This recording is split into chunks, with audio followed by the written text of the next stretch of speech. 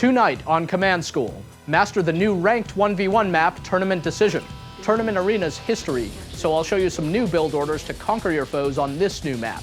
Plus, well-rounded strike forces. Use them late game in online play, or recruit them in the new Global Conquest mode. And finally, part 1 of my sub-faction breakdown, the Black Hand. Stay right where you are, this is Command School.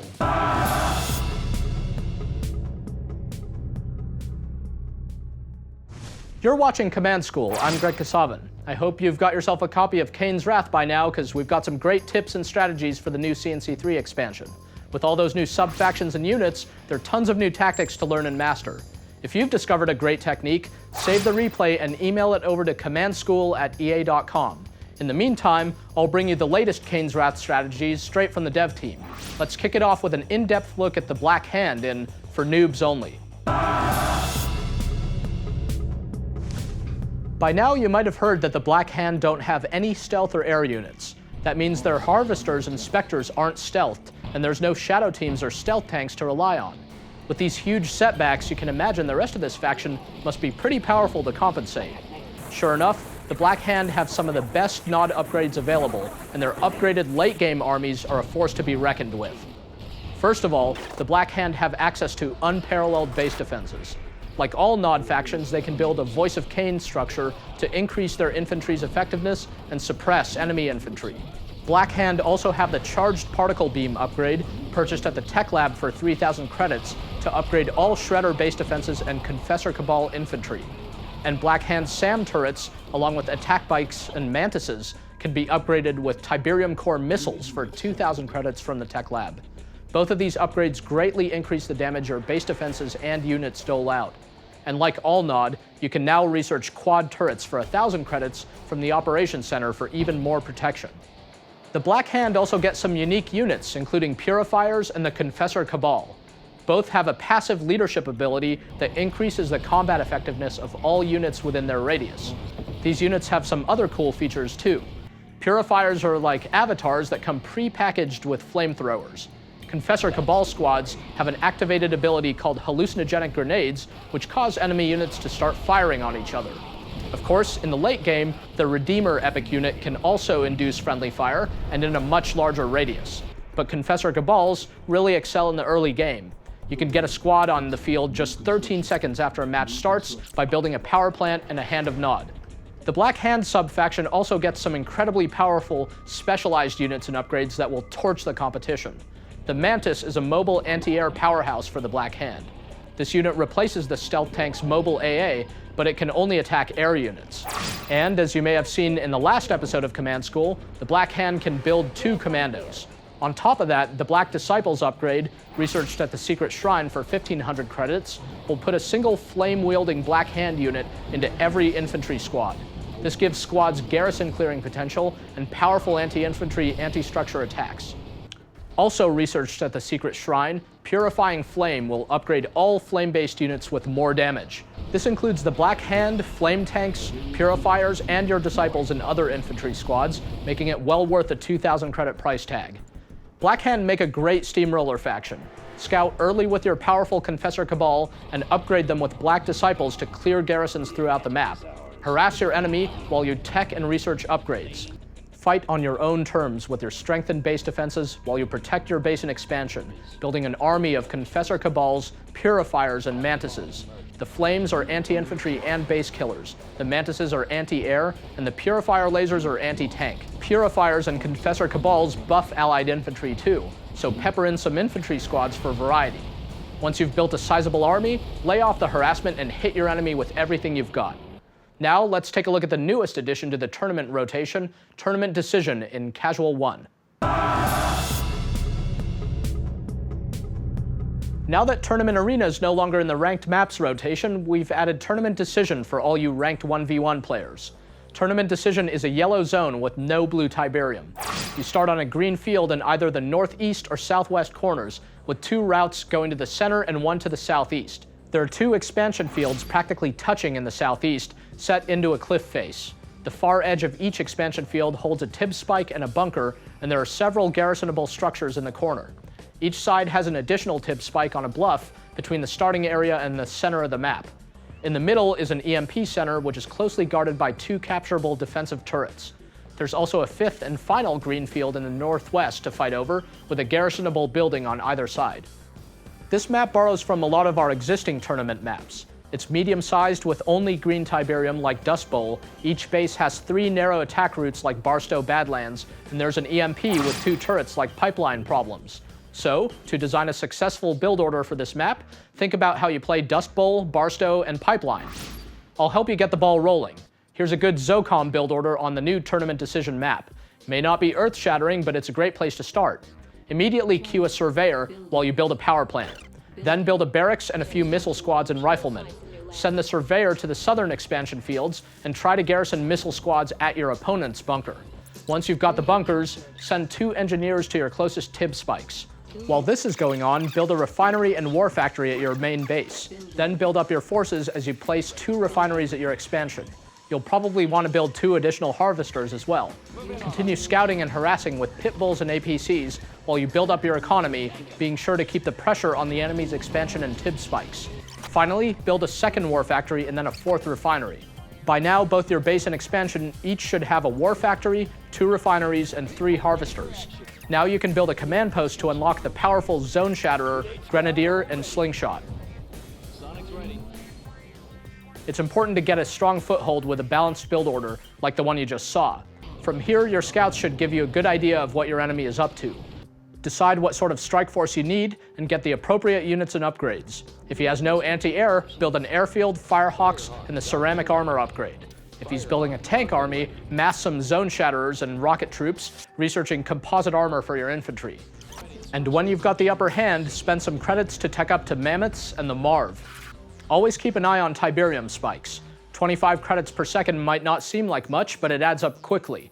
Or if you can't control the TIB spikes or EMP, you might want to destroy them. Ultimately, close-quarter maps like this one are all about quality, not quantity.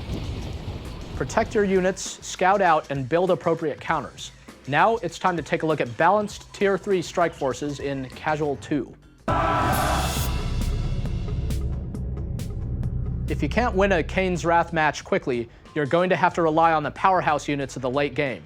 It's easy to build balanced early game strike forces. A few riflemen and a few rocket troops can handle almost any situation. But units later on are more specialized and also more powerful. I'll help you build balanced Tier 3 strike forces for any and every occasion. First, let's take a look at one of the new Skrin sub-factions, Reaper 17. The Reaper are without the devastating Mastermind or Prodigy commando units, but instead several other units have been made even more powerful. Reaper tripods are the cornerstone of Reaper Tier 3. They can absorb Tiberium to deal even more damage with their lasers, so build plenty of Reaper tripods and upgrade them with force fields and conversion reserves to hold more Tiberium. They can crush tanks underfoot and blast them with lasers and lay waste to structures as well.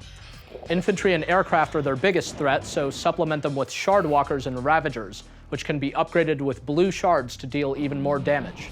Both are good against aircraft. The Shardwalkers can take on vehicles, and the Ravagers are great against infantry.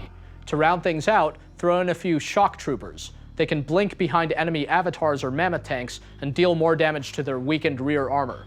Don't forget to bring some Corruptors along too. Force fire them on the tripods to keep them alive longer. And if you're worried about stealth, throw in a few Seekers for their stealth detection. So for the Reaper late game, assuming you have 2 Warp Spheres and 2 Portals, this should be your build order. Starting with the Warp Spheres, build 6 Reaper tripods each, 4 Shardwalkers each, and 2 Corruptors each. Then from the Portals, build 10 Ravagers each and 5 Shock Troopers each.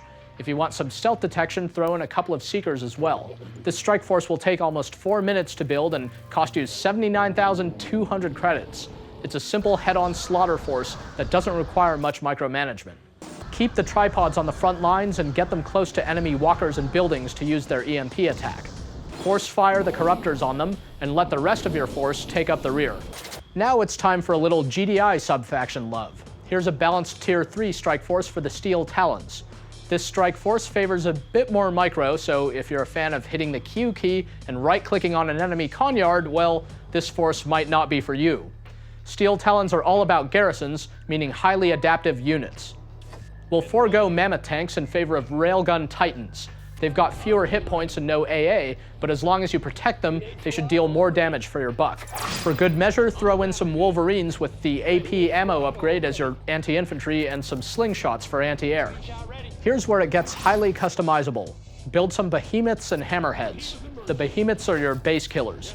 Garrison most of them with rockets to protect them from air attacks, but throw in a rifleman squad to protect against commandos. Then put a mix of rockets, grenadiers, and engineers into your hammerheads to deal with almost any threat. Send the Titans, Wolverines, slingshots, and behemoths in as your main strike force. While your enemy is dealing with all that armor, flank with the hammerheads. The brilliance of this strike force is that it's so customizable. As your main force loses anti-air, anti-vehicle, or anti-infantry, send the appropriately garrisoned hammerheads in to fill your ranks. Here's what that build order looks like, assuming 2 war factories and 2 barracks in the late game. From each war factory queue, 8 Titans, 8 Wolverines, 3 slingshots, and 4 behemoths. From each barracks queue, 5 rocket squads, 4 grenadiers, and an engineer. Then queue 10 hammerheads from your airfield. As your vehicles and troops emerge, garrison the infantry into the hammerheads and behemoths, leaving some grenadiers to fight unprotected. This is going to cost you 85,200 credits and takes just under 5 minutes to build. One last note, before you send in the troops, hotkey them. You should at the very least have a main group and a flank with this strike force. Both of these forces are great for skirmishes or online matches, but you can also make them available in Global Conquest mode. Just choose Create Custom Strike Force from the Global Conquest mode button in the main menu and enter these combos or any other grouping you've created. You'll see the cost and tier requirement to use them in the metagame. Now it's time for the GameReplays.org Tip of the Week. The Tip of the Week, brought to you by GameReplays.org. We haven't forgotten about the Tiberium Wars fans out there who, for whatever reason, want to stick with the original Command & Conquer 3 game. So for tonight's Tip of the Week, we'll focus on a strategy for vanilla CNC3, which can of course be applied to Kane's Wrath matches as well.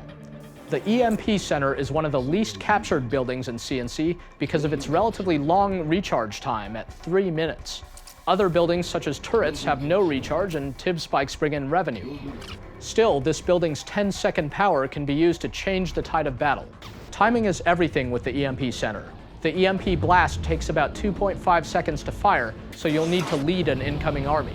If timed correctly, you should be able to hit a large number of units with the EMP's large radius, but be careful not to ensnare your own units. Hitting flying units is a bit more tricky, but all the more lethal. Once again, be sure to aim your EMP strike ahead of any aircraft. Any aircraft caught within the blast will immediately crash to the ground and explode. Devastators and planetary assault carriers are immune to the EMP's effects when upgraded with force field generators, but the EMP will knock out the force fields. One last interesting tip with the EMP. If you're using an engineer rush to capture an enemy's conyard, blast it with the EMP before the engineer gets there. The EMP will prevent your opponent from packing up the conyard, making it easy pickings for your engineer. For other great tips for Tiberium Wars and Kane's Wrath, check out GameReplays.org. There's no Command School honors today because you haven't submitted your Kane's Wrath strategy yet. It's alright, I understand the game's hardly been out for 2 weeks. I'll let it slide this time, but do your homework.